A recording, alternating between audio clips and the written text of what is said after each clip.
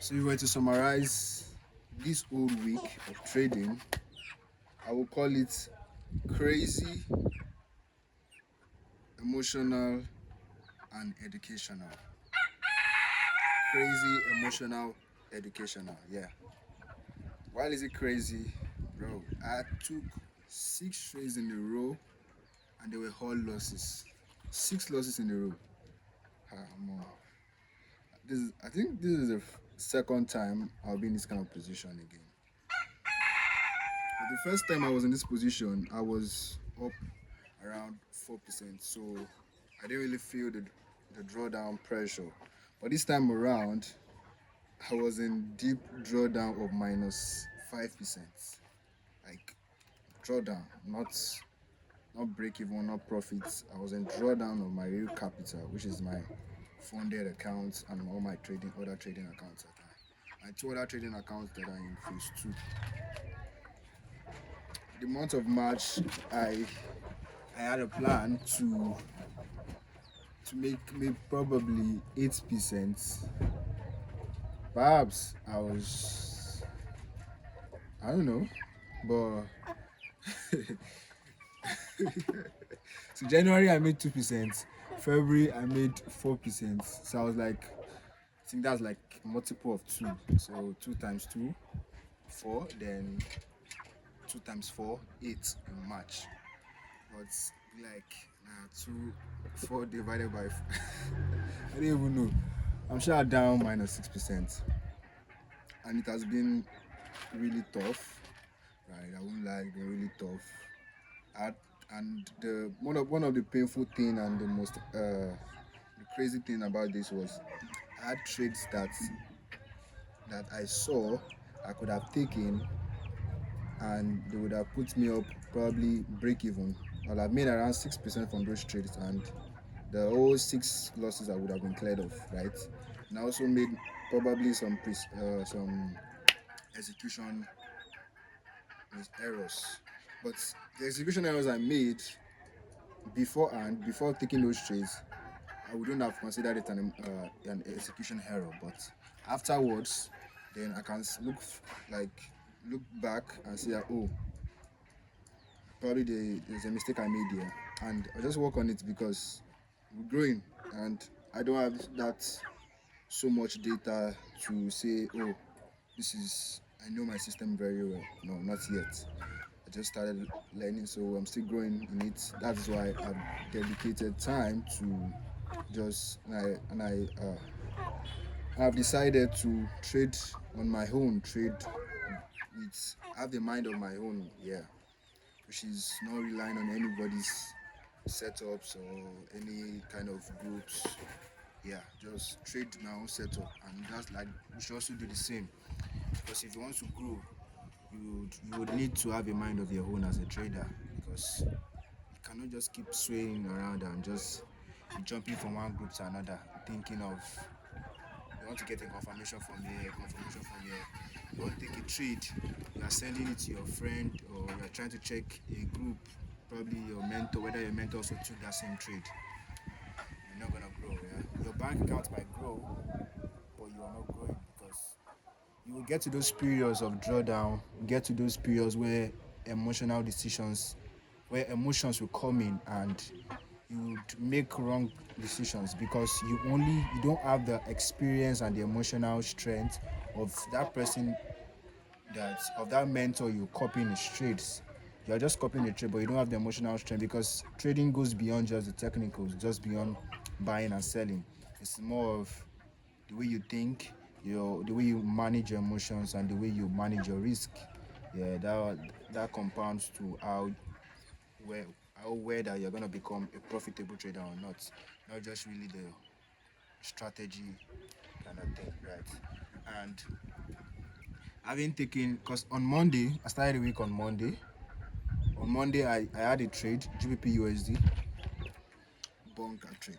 The trade was clean. I was waiting for it. I prepared for it during like Sunday, during my Sunday analysis, pre-analysis. I was prepared for it, but when I saw it, it felt like I was not sure again because I was I don't know why. I was skeptical of taking it. I wanted a much better confirmation to take the trade. But you know what? The market does not really care about that. Market just came. I saw it when it came to entry zone. Took off from there. I was still watching it. I didn't just because of the thing there was because of the loss that I already taken before. Because I think I was down about 3% already. Yeah, I took a loss on Monday morning because during the Sunday night market open because I had a trade that's been running for about a week. That was UOJPY trade. It has been running around for a week and I took a loss on it that Sunday. I closed it in a loss. I didn't allow it to get to the full loss. I closed at minus 0.5% loss because I saw that the technicals has changed already and the bias has changed. I just got out at minus 0.5. So because of that and accumulated loss already taken already from the month of March, that was around 3%. So seeing that trade on GBP I was not so sure and I should have taken it, but I hesitated. I did not take it, and believe me, price went straight to TP. 1 to 2, 1 to 3, even got to around 1 to 4. But it's gone, there's nothing you can do about it. It just gave me another lesson, which is every trade is an independent event. Don't see a particular trade or the next trade you want to take as like, oh, no, let me go back. What I mean is, if you take a loss today, the next trade you're gonna take, they don't have any correlation. Because you took a loss or you have taken two losses does not mean your next trade is gonna be a loss. You should see every trade as an independent event, right? So because you taking a loss or taking multiple losses, it's not that you're bad or the strategy is bad or the market is against you. It's just part of the distribution of probabilities because we trade probabilities. But you know these things are really it's much easier to say than to than in reality to act on it, right? It's much easier to say, but as that's because our brain likes certainty. Yeah, we like to be certain. We want to be sure. That is why we are always looking. And that's one reason why we are always looking for the best strategy. We want certainty. We want to be sure that we're going to make a large sum of money. We want to be sure that we're going to win. We want to be sure that when we get to start trading forex, we are going to become millionaires. So we're looking for the best strategy that's going to do the job. That is why that's why you see people keep jumping from one place to another, looking for the holy grail strategy, and that's why they keep getting scammed. Let's go back, rewind back to what I was saying. The GBP USD trade. So I did not take the trade. Went straight to take profit. And that same day, I took a trade on US oil. So I had a US oil trade.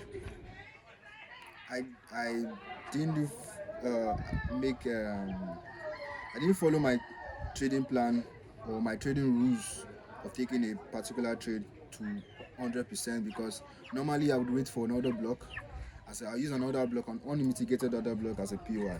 But for that particular USO trade, I did not see a POI. I just took a trade based on discount zone because I believed USO was buying and it looked like I might miss out on it. So I got on it and it went above as one hour. And before you know it, in the night, during the midnight, went straight to my stop loss and I was out again. That's another minus 4%. Yes. Bro, that was on Monday. So on Tuesday, it took me time. I was carried away. I was watching movies on Tuesday. Something crazy happened on Tuesday. So I was carried away. I didn't check the charts. I just checked the chart very early in the morning and didn't check it again till around noon.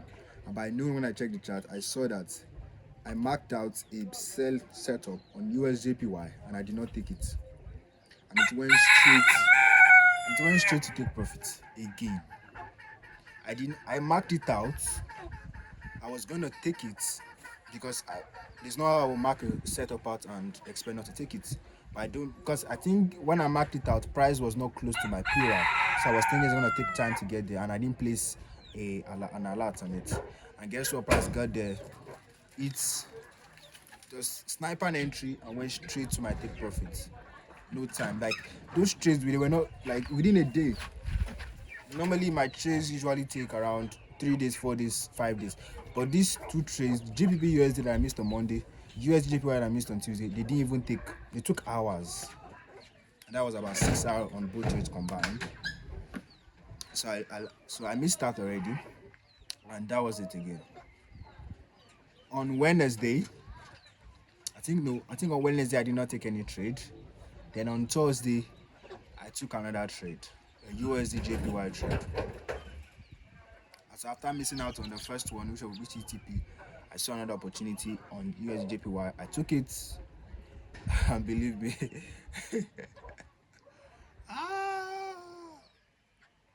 it hit SL. So I hit SL on that trade. Yeah, I hit SL on that trade. It was a sniper SL. It was called sniper SL. We probably just did go. He just went straight to SL. He didn't even give me time. He didn't even give me hope to even be like, oh, I could make 3% or 2% on this trade and maybe reduce my drawdown. That was 6% in drawdown again.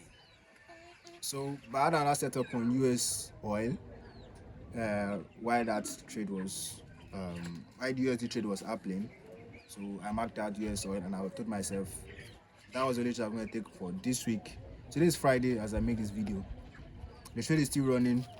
It's in profits at 1 hour. I hope it goes to take profit. But if it doesn't, that's it for the week. Till next week, we'll come again. But the thing is, I'm not changing any strategy. And I'm not doing anything crazy. It is part of the game. Losing is part of the process. Having a losing streak is part of every strategy. There is no strategy that does not have a losing streak. No matter your experience, no matter how good you are, no matter what strategy you trade, no matter what pair you trade, no matter what stock you trade or asset class, there is going to be losing streaks. What differentiates a profitable trader from a gambler or somebody that is not going to be profitable is the way you handle drawdown, not your experience or your quality is not. I think it's not based on. It's not. I don't know the word to use now. A profitable trader is not defined by how well he does during winning streaks. It's defined by how well he's able to manage the losing periods. Because it is those losing period that we are going to differentiate between a gambler or a profitable trader. You get it? Because it is those winning. Because during losing period, that is when a gambler loses all his profits, blows the accounts. But a consistently profitable trader is able to hold that account and manage it and survive long enough to win again. Yeah. So I don't need to do anything. There's nothing you're gonna invest in that won't have ups and downs, right? When you invest in S&P 500, it will not just go up. It averages around 10% per year, but it will not just go straight up to take profits. Take profit. S&P 500 will not just go to 10% in a certain year, just in a straight line. There will be losing periods, there will be ups and downs, but eventually it will get there. The person that is going to make 10% in that year is a person that survived long enough to get that 10% profit. But the investor that got out when the price was dipping and got back in when it was trending will not make up to 10%. That's just it. So I don't know. What do you think? But I'm just gonna keep getting better. Yeah. Review my losses, review my trades, pick out the one or two lessons that I could, or one or two things I could change or get better at, and just keep going and keep trading. But that's it for this week. No more trades. So I put on my P&L on this screen, and all the trades I've taken, you'll see them. And I'll see you next week. Please like and subscribe. Please, just please like and subscribe. Catch you guys later.